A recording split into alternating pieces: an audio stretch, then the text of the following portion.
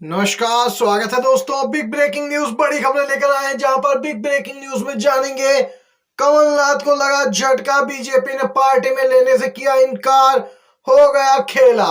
तो वहीं विस्तार से जानेंगे किसान आंदोलन के समर्थन में उतरी है हरियाणा की खाप, बीजेपी की मुश्किलें बढ़ना तय।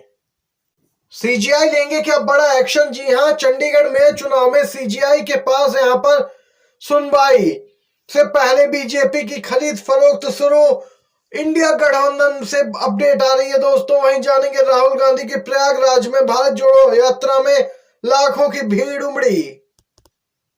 वहीं अगर आप लोग भी किसानों की मांगों के साथ खड़े हैं, उनकी मांगे सही मानते हैं, तो एक लाइक वीडियो को जरूर कीजिएगा दोस्तों। पहली अपडेट बताते चले। बिग ब्रेकिंग न्यूज, कमलनाथ का बीजेपी में जाना अब होगा मुश्किल, क्योंकि बीजेपी ने पार्टी में लेने से कर दिया इनकार। आपको बताते चले, सीनियर नेताओं से बात की है कमलनाथ के लिए बीजेपी के दरवाजे बंद, सियासी हलचल के बीच बीजेपी के नेता बग्गा का बड़ा दावा।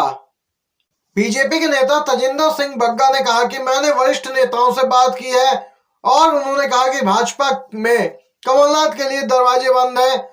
उन्होंने कहा कि मैं हमेशा से ही कमलनाथ के खिलाफ रहा हूं और उनके बेटे नकुल के बीजेपी में शामिल होने पर मुझे कोई आपत्ति नहीं। वहीं एक ट्वीट में बग्गा ने लिखा, प्रधानमंत्री मोदी के होते हुए कभी ऐसा संभव नहीं है कि कमलनाथ बीजेपी में आ जाएं। उन्होंने कहा कि ऐसा भरोसा दिलाता हूं, कमलनाथ बीजेपी में कभी एंट्री नहीं कर पाएंगे। ये अपडेट निकल के आई है, बीजेपी की प्रतिक्रिया निकल के आई है दोस्तों। अभी तक कमलनाथ की ओर से कोई स्पष्ट जानकारी नहीं दी गई है। सुप्रीम कोर्ट में सुनवाई से पहले चंडीगढ़ मामले में आम आदमी के 3 पार्षद यहां पे भूमिगत अंडरग्राउंड हुए हैं, इनके भाजपा में शामिल होने की खबर आ रही है। चंडीगढ़ में चुनाव को लेकर चल रहे विवाद के बीच सियासी गठजोड़ चरम पर है। आम आदमी पार्टी ने इस चुनाव को लेकर जहां सुप्रीम कोर्ट का दरवाजा खटखटाया है, वहीं अब आम आदमी पार्टी के 3 पार्षद भाजपा के संपर्क में बताए जा रहे। सूत्रों के मुताबिक एक पुरुष और 2 महिला पार्षद भाजपा के संपर्क में है, जो आने वाले दिनों में पार्टी का दामन थाम सकते हैं। बताया जा रहा है कि तीनों पार्षद जल्द गुरुग्राम में होने जा रहे भाजपा के कार्यक्रम में हरियाणा के सीएम मनोहर लाल की मौजूदगी में बीजेपी का दामन थाम सकते हैं, और अगर ऐसा हुआ तो भाजपा के पास 14 की जगह 17 पार्षद हो जाएंगे, जबकि एक वोट भाजपा सांसद का पार्टी के खाते में होगा। किसानों को मिला है खापों का यहाँ पे समर्थन, हरियाणा के किसानों का समर्थन आंदोलन में बढ़ता जा रहा है। किसानों का कहना है कि हम बड़े भाई पंजाब की यहाँ पे कॉल का इंतजार कर रहे हैं। खापों का कहना है कि अगर यहाँ पे बैरिकेड्स नहीं हटाए गए तो वह खुद हटाने के लिए मजबूर होंगे। किसानों को यहाँ पे दोस्तों देख सकते हैं, खाप पंचायतों का भी समर्थन मिलने लगा है। वहीं कांग्रेस नेता राहुल गांधी ने प्रयागराज में भारत जोड़ो यात्रा निकाली है, जहां पर राहुल की यात्रा को हमेशा की तरह ही काफी अच्छा समर्थन मिला है, रिस्पॉन्स मिला है। कांग्रेस नेता राहुल गांधी की यात्रा वाराणसी से होते हुए अब यहाँ पे प्रयागराज में पहुंची, जहां पे यहाँ पे रैली निकाली गई। वहीं दूसरी तरफ दोस्तों बिग ब्रेकिंग न्यूज बिहार से आ रही है। नीतीश कुमार के एनडीए में वापसी के बाद महागठबंधन में नया सीट शेयरिंग फॉर्मूला तैयार हो गया है। जो खबर आ रही है, लालू यादव की पार्टी आरजेडी राज्य की 28 सीटों पर सीधे चुनाव लड़ सकती है। वहीं कांग्रेस को 6 एवं इतनी ही सीटें लेफ्ट पार्टियों को देने के मूड में आरजेडी है। जी हां दोस्तों, राकेश टिकैत का बड़ा बयान है। फसल और नस्ल बचाने की लड़ाई है। 21 फरवरी को यूपी समेत इन राज्यों में अब प्रदर्शन करेंगे किसान। राकेश टिकैत का ऐलान। भारतीय किसान यूनियन भी एक तरीके से दोस्तों कूद पड़ा है इस आंदोलन में। किसानों के दिल्ली चलो मार्च के बीच किसान संगठनों और केंद्र सरकार के बीच जहां चौथे दौर की बातचीत होनी है, वहीं भारतीय किसान यूनियन के राष्ट्रीय प्रवक्ता राकेश टिकैत ने तो खुला ऐलान किया है।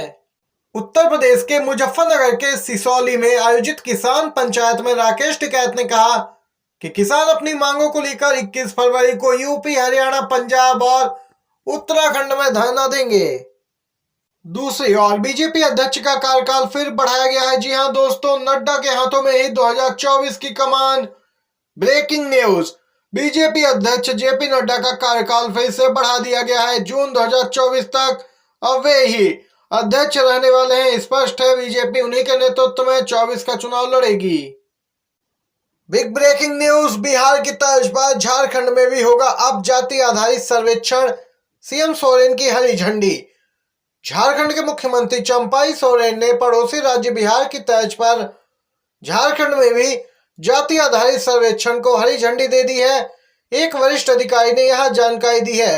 अधिकारी ने कहा कि मुख्यमंत्री ने कार्मिक विभाग को एक मसौदा तैयार करने और इसे मंजूरी के लिए मंत्रिमंडल के समक्ष रखने का निर्देश दिया।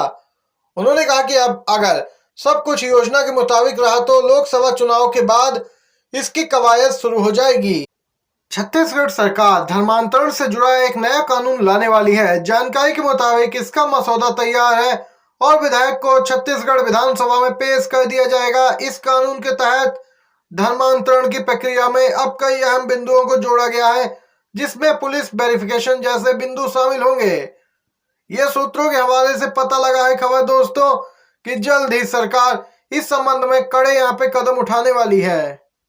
सूत्रों ने कहा कि इसे विधानसभा में अंतिम रूप से पेश किए जाने से पहले इसमें कुछ संशोधन भी किए जा सकते हैं। इसका मसौदा तैयार है। फिलहाल बहुत ज्यादा जानकारी इस संबंध में सरकार की ओर से अभी नहीं दी गई है।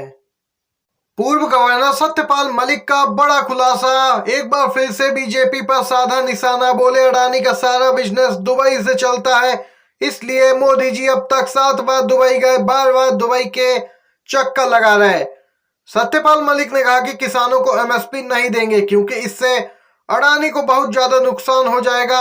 अडानी ने पानीपत में बड़े बड़े गोदाम बना रखे हैं अनाज भरने के लिए। सत्यपाल मलिक ने यह बड़ा खुलासा किया है एक ट्वीट के जरिए। सुप्रीम कोर्ट के आदेशों पर करेंगे काम। इलेक्टोरल बॉन्ड पर मुख्य चुनाव आयुक्त राजीव कुमार का बड़ा बयान।